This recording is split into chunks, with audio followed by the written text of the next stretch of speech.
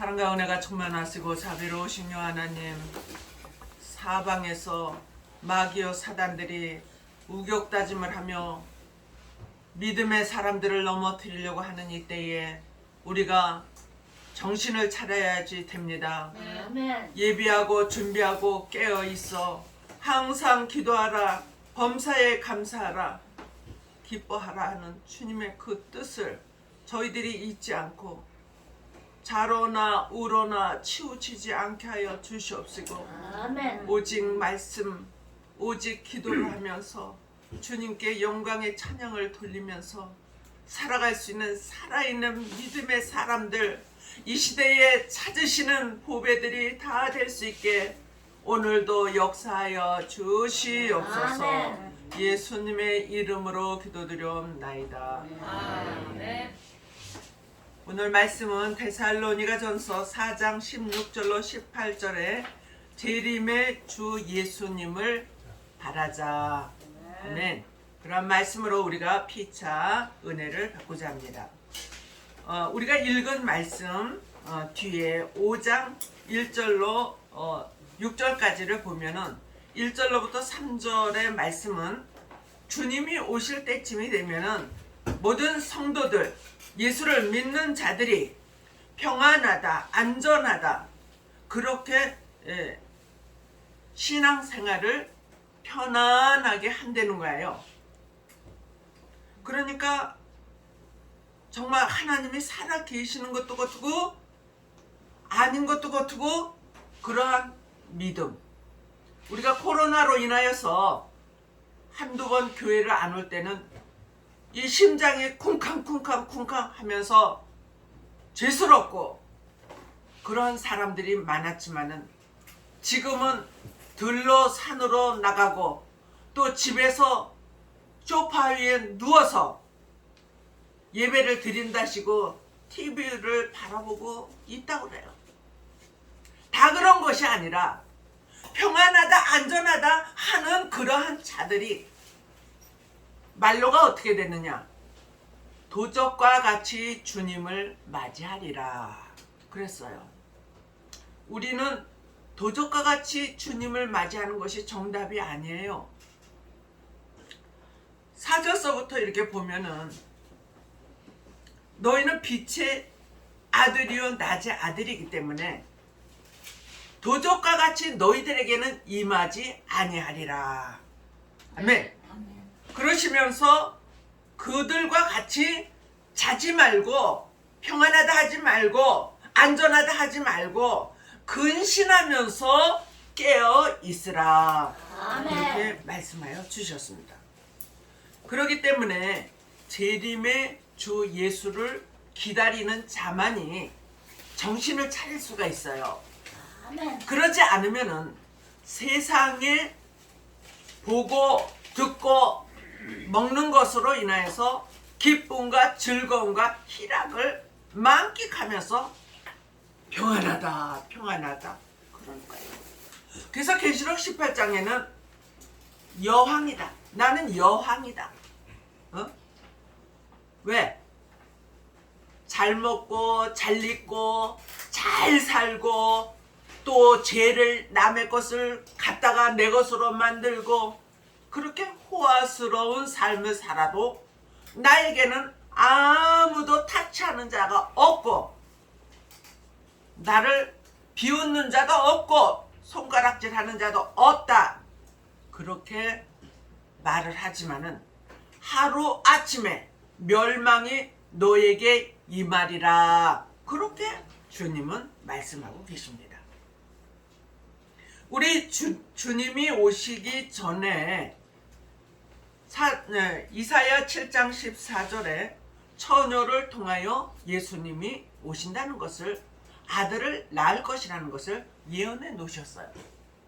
그런데 쭉 지나가서 미가라는 선지자에게 어느 동네에서 날 거다, 그것은 베들레헴 에브라다라는 장소까지 말씀을 해주셨어요. 그런데 그 예언하고 똑같이 맞아 떨어진 자가 누구냐? 이 세상에는 아무도 없지만은 예수 그리스도만이 그거하고 딱 맞아 떨어진 거예요. 할렐루야. 그래서 우리는 의심할 여지가 없이 그 예수님을 믿는 거예요. 아멘. 그래서 우리 예수님께서 33년을 계시다가 사도행전 1장 11절에 하늘로 올라가셨어요. 천군 천사들과 같이 구름을 타고 하늘로 올라가셨어요. 500명이 보는 가운데서 마지막 설교를 하시고 올라가셨어요. 제자들이 우리와 함께 영원히 왕노를 하시면서 잘 살아야지 되는데 왜 가실까? 그러면서 넋이 쭉 빠져가지고 쳐다보고 있으니까 천사가 하는 말이, 너희들이 무엇을 보고 있느냐? 지금 올려가신 이 예수는 너희가 보는 그대로 다시 오시리라. 아멘. 아멘. 우리 예수님은 영육의 몸을 가지고 올라가셨어요. 그렇기 때문에 다시 오실 예수 그리스도도 영으로 오는 것이 아니라 영육으로 온다는 것을 기억하시기를 바랍니다. 아멘. 지금 영으로 온다는 것을 많은 목사님들이 지금 전하고 있어요. 그래서 그러한 영으로 임한다는 것을, 오신다는 것을 하는 분들이 거의 이단으로 빠지는 것을 볼 수가 있습니다. 우리에게 영으로 온다는 것은 지난번에 성령 강림절에 제가 말씀드렸듯이 성령께서 우리에게 임하여 주셔서 가르쳐 주시고 생각나게 하여 주시고 또 믿게 하여 주시고 은사도 주시고 그러한 일을 감당해 주시는 거예요. 아멘. 너희가 본 그대로 다시 오시리라 하는 그 말씀이 제일 똑부러진 예언이에요. 아멘. 그 예언을 우리가 믿는 것입니다. 마태복음 25장 1절로 13절에 그러면은 10처녀가 등불을 다 받았는데 오랜 시간이 지나가다 보니까 5처녀는 기름이 떨어졌고 5처녀는 기름 그릇이 하나가 있어서 계속 기름을 담았다. 그래요. 베드로후서에서 보면은 나도 등불의 역할을 감당했지만은 나보다 더 확실한 예언의 등불이 나올 것이다. 그렇게 베드로가 말씀해 주셨어요. 그런데 그 예언은 어디를 말하고 있는가? 그것은 계시록이에요. 묵시록이에요. 봉함한 책이라고 합니다. 그래서 이사야 29장에 보면은 소경이요 귀머거리요 그러한 자들은 절대로 이 봉함한 책을 열을 수가 없다는 거예요. 배운 자도 유식한 자도 무식한 자도 가난한 자도 부자도 열 수가 없어요. 그런데 베드로후서에서 뭐라고 말씀하십니까? 성령의 감동으로 쓴 말씀이기 때문에 성령의 감동함을 입는 자들이 풀으리라. 아멘. 아멘. 목사님도 성도들도 성령의 감동함을 받는 자들이 누구입니까? 말씀을 첫 번째로 믿어지고 알파와 오메가의 말씀이 믿어져야지 돼요. 그 다음에 그 말씀을 부여잡고 기도해야지 돼요. 그 아멘. 말씀을 부여잡고 한시도 평안하다 안전하다 그렇게 살면은 미련한 5처녀가 될 수밖에 없다는 것이에요. 우리는 예언의 말씀에 기름을 담아야지 됩니다. 보혜사 성령이 알파의 말씀으로 우리들에게 충만하게 주셨다면 이제는 오메가의 말씀, 다시 오실 별일의 말씀, 예수님이 오셔서 심판하시고 또한 천연안식을 이루시고 무궁안식을 이루신 너무너무 좋은 예수님이, 하나님이 지금 예비해 놓은 그곳이 도대체 어디인가? 계시록 21장에 보면은 12가지 보석으로 지어졌고 문마다 다른 진주로 다 되어 있고 길은 금길이라고 했습니다. 거기는 사망도 애통함도 눈물도 근심도 걱정도 없는 곳이에요. 그 나라를 사모하시기를 바랍니다. 아멘. 우리는 이 땅에서 못 먹고 못 살고 못 배우고 권세를 누리지 못한 그 한탄으로 힘들어하며 눈물을 흘리며 가슴을 치는 그러한 사람들도 많이 있지만 다 견디시기를 바랍니다. 아멘. 그래서 주님께서 우리들에게 농부와 같이 씨를 뿌린 자는 여름에 힘들어도 그 가라지들을 다 뽑으며 또 걸음을 주며 원망하지도 말아라, 불평하지도 말아라, 짜증내지도 말아라. 그렇게 신앙생활을 잘하는 자들에게 내가 욥에게 준 갑절의 축복을 주리라. 아멘. 영적으로 육적으로 갑절의 축복을 받기를 바랍니다. 그런데 주님께서 오시는 그 날이 되면은 이러한 일이 있어야지 된다는 거예요. 계시록 11장 3절로 6절에 전 세계적으로 다시 예언하는 역사가 있다. 죽어져 가는 영혼들을 살려서 영육의 구원을 만들어야지 된다는 것이에요. 아멘. 지금은 알파의 말씀으로 영혼 구원을 얻어서 주님 앞에 갑니다. 어저께 저녁에 우리 이모님이 95세에 별세를 하셨어요. 그분이 가시는 곳이 어디입니까? 모두가 죽으면 좋은 말로 천국에 갔을 거야. 천국에 갔어. 이렇게 말하고 있지만은 정말 믿음 생활을 잘한 자, 영혼 구원을 받은 자는 예수님께서 우편 강도에게 내가 오늘 낙원에 가니 너도 나와 함께 낙원에 가리라. 그렇게 말씀하신 것과 같이 아멘. 죽은 자들은 영혼 구원을 받은 자들은 낙원으로 입성을 하게 되는 거예요. 그리고 예수를 믿었어도 개떡같이 믿은 사람들, 예수 믿지 아니한 사람들은 어디에 갑니까? 그럴 때 지옥 같지 뭐 이렇게 말할 수 있지만은 음부에 있다 그래요.